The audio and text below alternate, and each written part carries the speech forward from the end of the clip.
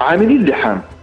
يستخدم اللحام عالية التقنية التي يمكن أن تخلق ظروفا خطرة في مكان العمل، كل من أكسيد الأسيلين والقوس الكهربائي يشكل خطرا على صحة وسلامة عاملي اللحام والعمال من حوله. والتعرض لهذه المخاطر يؤدي إلى عدم الراحة والأذى المؤقت أو الدائم للجسد أو حتى الموت.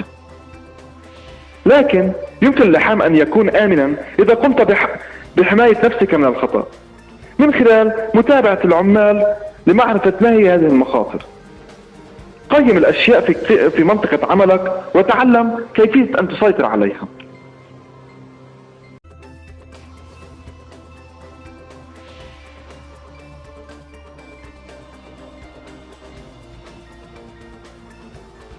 الخطوة الأولى للسلامة من اللحام معرفة الأخطار التي يمكن أن تخرج أثناء اللحام.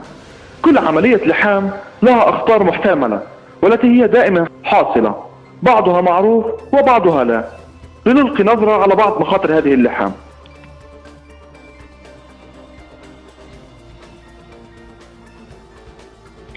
كميات الضوء المنبعثة من القوس الكهربائي هي الأشعة الفوق بنفسجية والأشعة تحت الحمراء.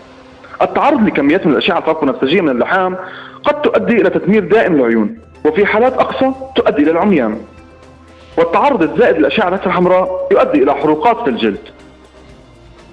القوس الكهربائي والمعروف أيضا ومضاد اللحام هو من أكثر المخاطر الدارجة لدى عاملي اللحام.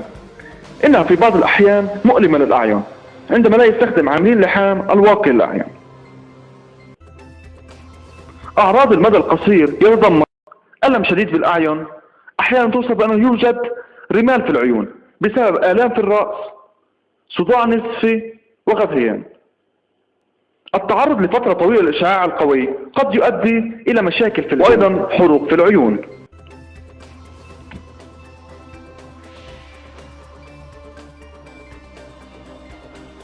وضوء الراديوم الناجم عن الأكسين في حالة القطع يؤدي إلى تدمير في العيون وحروق في الجلد.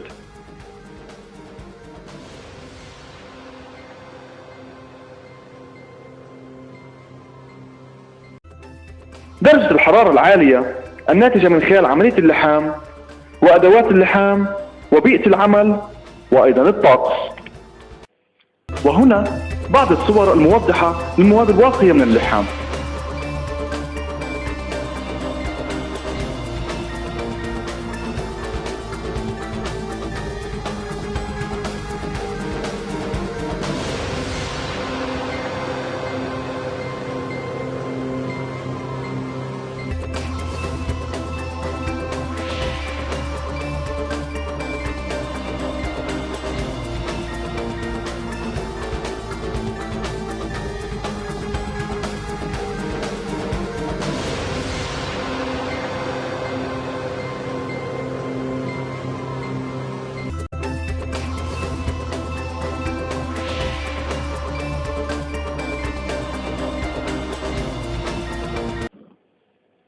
لمعرفة المزيد من التفاصيل عن المواد الواقية من اللحام لحماية نفسك من حروق الجلد وألم في العين، فيرجى متابعتنا على موقع sabilsafety.com أو sabilsafety.blogspot.com، أو يرجى الاتصال على الرقم 295-5377.